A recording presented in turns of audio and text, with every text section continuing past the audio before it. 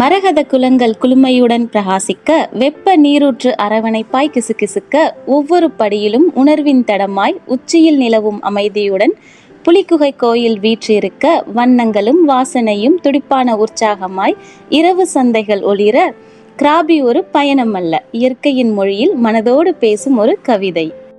இன்னைக்கு வீடியோவில் நம்ம பார்க்க போகிறது அவர் 4-day ட்ரிப் இன் கிராபி. வணக்கம் and welcome back to our channel நன்மை கடைப்பிடி.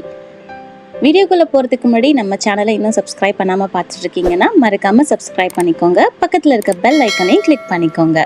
நம்ம பிபி ஐலாண்ட்லேருந்து கிராபிக்கு ஃபெரி எடுத்து வந்தோம். போர்ட்லேருந்து இப்போ நம்ம தங்கியிருக்க ஹோட்டலுக்கு நம்ம ஒரு கேப் புக் பண்ணி வந்தாச்சு. ஸோ நம்ம எங்கே தங்கியிருக்கோம் அப்படின்னு பார்த்தீங்கன்னா அவுனாங்கில் இருக்க பன்சாய்னாய் ரெசார்ட்டில். ஹோட்டல் வந்ததுமே நமக்கு ஒரு welcome drink and centre wet towel கொடுத்தாங்க ரிஃப்ரெஷ் ஆகிறதுக்கு. பிரேக்ஃபாஸ்ட் டைமிங் அப்புறம் உள்ளே இருக்க ஃபெசிலிட்டிஸ் எல்லாம் சொல்லி முடிச்சதுக்கப்புறம் நம்ம புக் பண்ணியிருந்த ரூமுக்கு கூட்டிகிட்டு வந்தாங்க. ஸோ இதுதான் நம்ம புக் பண்ணியிருந்த ரூம்.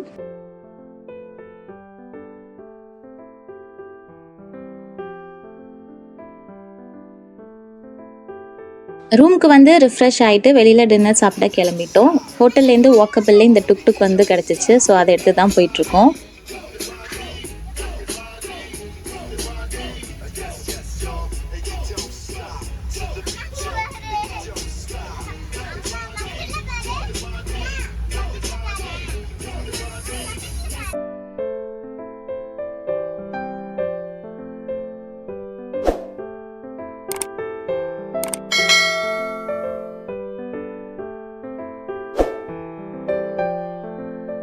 இந்த ரெசார்ட்டில் இருக்க ஹோட்டல்ஸ் பார்த்தீங்கன்னா mountain view, garden view, pool view அந்த மாதிரி நிறைய காட்டேஜ் ஹவுசஸாக இருக்கும். மார்னிங் எழுந்து ஃபுல்லாக ஒரு வாக் போயிட்டு பூல் ஆக்சஸ் டைமும் வந்துருச்சு. ஸோ பூலில் கொஞ்சம் நேரம் டைம் ஸ்பெண்ட் பண்ணிட்டு இருந்தோம். குழந்தைங்க இருந்தாலே ஸ்விம்மிங் பூல் அந்த ஹோட்டலில் இருக்குது அப்படின்னா கண்டிப்பாக அங்கே டைம் ஸ்பெண்ட் பண்ணி தான் ஆகணும், இல்லைனா விட மாட்டாங்க.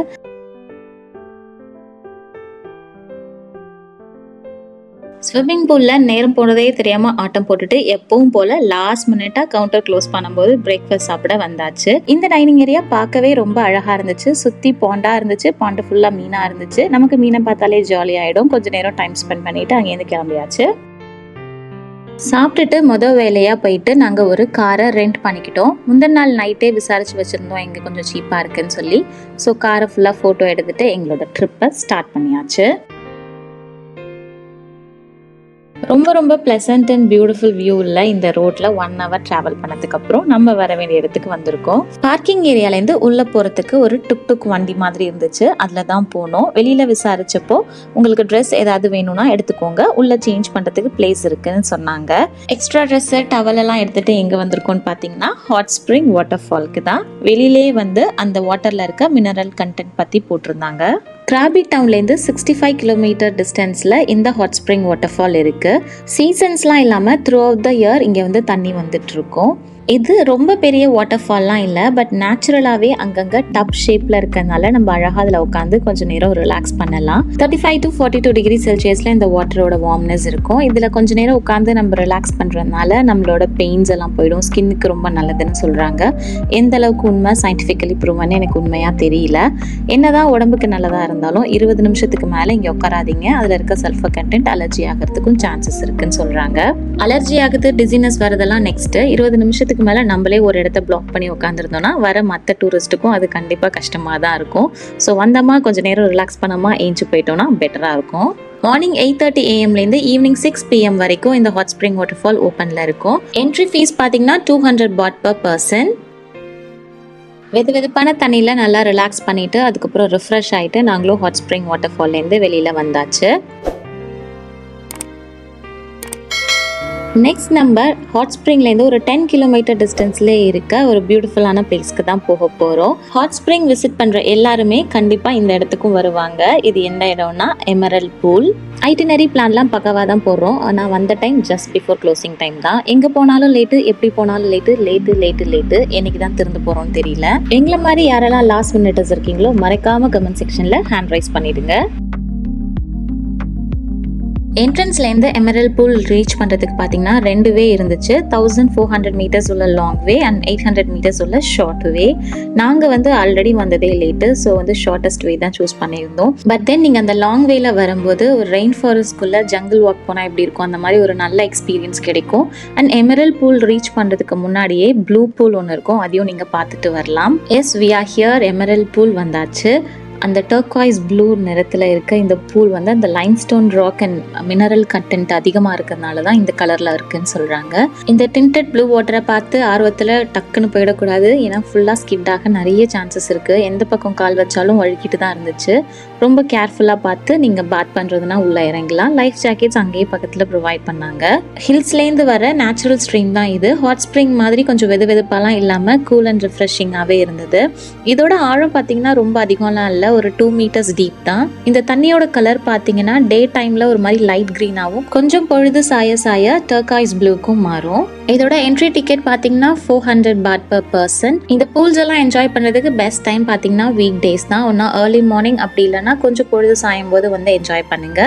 வீக்கெண்ட்ஸில் பார்த்தீங்கன்னா லோக்கல்ஸ் எல்லாம் இங்கே இருப்பாங்க. ஸோ உங்களுக்கு வந்து 20 பாட் per person தான் டிக்கெட் ஃபீஸு. ஸோ ஆல்மோஸ்ட் எல்லா வீக்கெண்ட்ஸும் இது வந்து க்ரௌடடாக தான் இருக்கும்.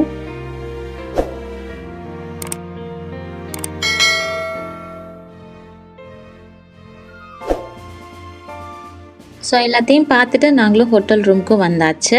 ஸோ நெக்ஸ்ட் டே மார்னிங் பார்த்தீங்கன்னா நாங்கள் சேம் ரிசார்ட்லேயே இன்னொரு வியூ இருக்க மாதிரி வேறு ரூமுக்கு ஷிஃப்ட் ஆயிருந்தோம். ரூம் புக் பண்ணும்போதே பர்பஸ்ஃபுல்லாக இந்த வியூ வேணும் அப்படின்னு சொல்லி டே 3லேருந்து இந்த ரூமுக்கு நாங்கள் புக் பண்ணியிருந்தோம்.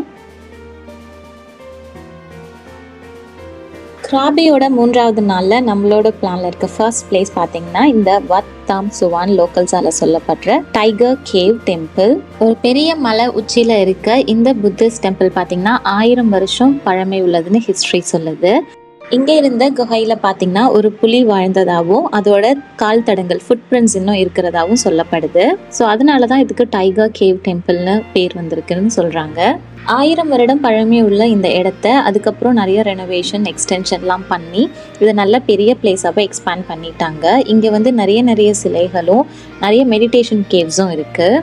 தாயோட பாரம்பரியம் கலாச்சாரம் வளத்தை வந்து பறைசாற்றுதல்ல இந்த கோவிலுக்கும் ஒரு பெரிய முக்கிய பங்கு இருக்கு. தரையிலேருந்து இந்த மலை உச்சிக்கு போறதுக்கு முன்னாடி 1237 படிகள் எடுத்துச்சு. அப்புறம் சின்ன சின்ன ரெனோவேஷன் சேஞ்சஸ்னால 1260 படிகளா மாறிடுச்சு.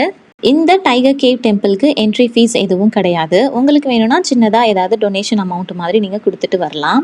அவ்வளோ படிகளை கடந்து வந்தது எந்த விதத்துலையும் தப்பே இல்லை அப்படின்னு சொல்கிற மாதிரி இந்த 9 மீட்டர் உயரமுள்ள கோல்டன் ஸ்டாச்சுவும் இங்கே இருக்க வியூவும் உங்களுக்கு ஒரு பெரிய ரிவார்டே கொடுக்கும்.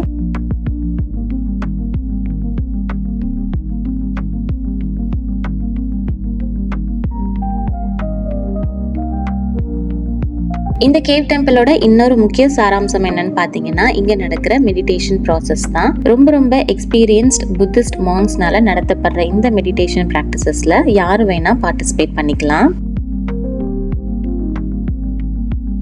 இந்த ஹில்லேருந்து கிராபியை பார்க்குறதுக்கு ரொம்ப அழகாக இருந்துச்சு. ஒரு பிரெத் டேக்கிங் வியூ இருந்தது.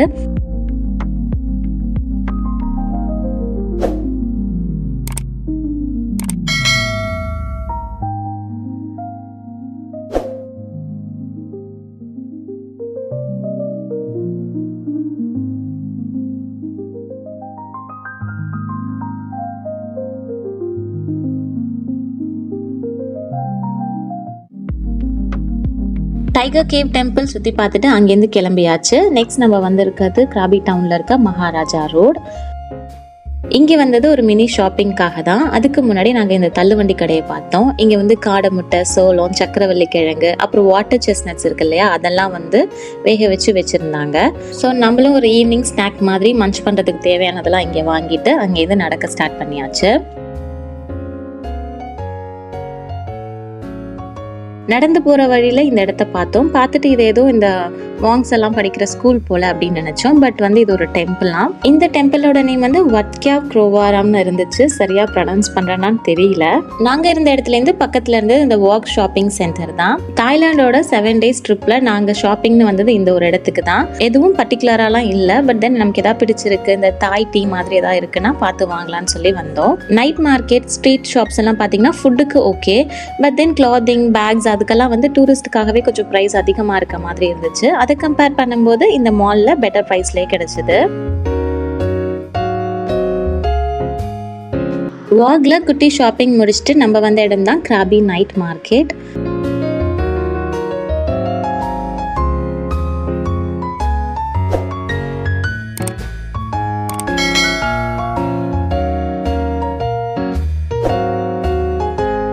இந்த நைட் மார்க்கெட்லேயே நான் கண்டுபிடிச்ச ஒரு பெஸ்ட் பிளேஸ் இந்த இடம் தான்.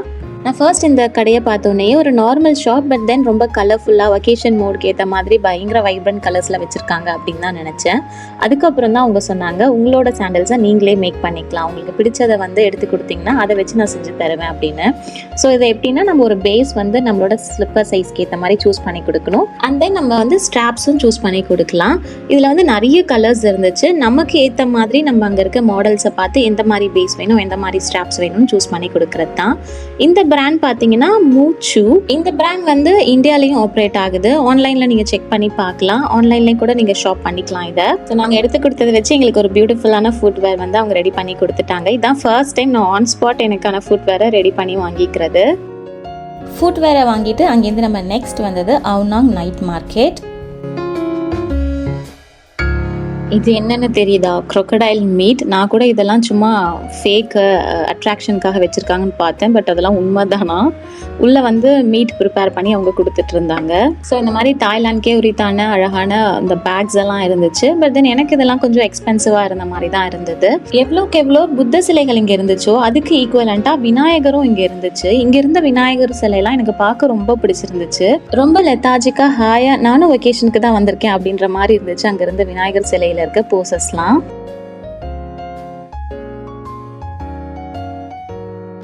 நடன்னு நைட்டு ஃபுல்லாக நடந்து நைட் மார்க்கெட்லாம் சுற்றி பார்த்துட்டு ரூமுக்கு வந்து ரெஸ்ட் பண்ணி நெக்ஸ்ட் டே மார்னிங்கும் எழுந்தாச்சு.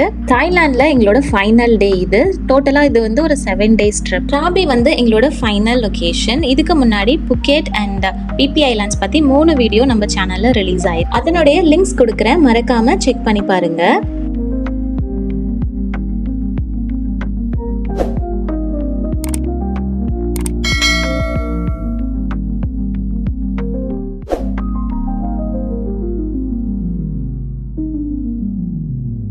என்னதான் நான் ட்ரிப் வந்திருக்கேன், அந்த ஊர் ஃபுட்டை தான் சாப்பிடுவேன்னு சுற்றி தேடி சாப்பிட்டாலும் 4 நாளுக்கு மேலே தாக்கு பிடிக்க முடியல. கடைசி நாள் எனக்கு சவுத் இந்தியன் ஃபுட்டு தான் வேணும்னு தேடி சாப்பிட்டு ஃபைனலாக இந்த டீயை குடிச்சதுக்கு அப்புறம் தான் உயிரே மீண்டு வந்த மாதிரி இருந்தது.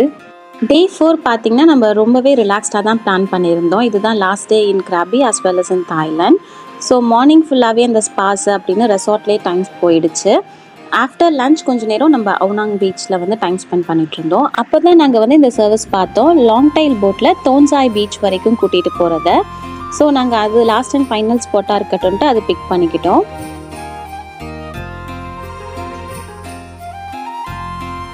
தோன்சாய் பீச் வந்தாச்சு. இது ரொம்ப ஃபைன் சாண்டு, அந்த ஊப்ளக் எஃபெக்ட் மாதிரி இருந்துச்சு.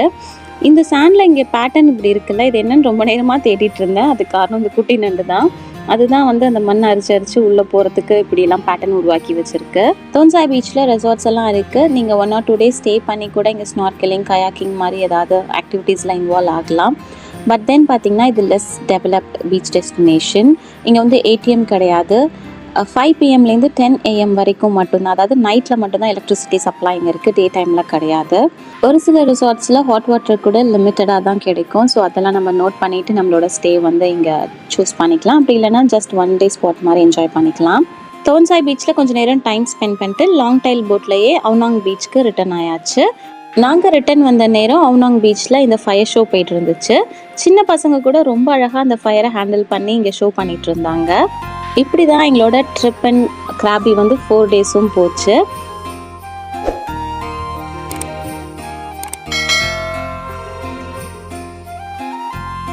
புக்கெட் அண்ட் பிபி ஐலாண்டோட வீடியோ லிங்க்ஸ் வந்து நான் கியூ கார்டில் தரேன், மறக்காமல் செக் பண்ணி பாருங்கள்.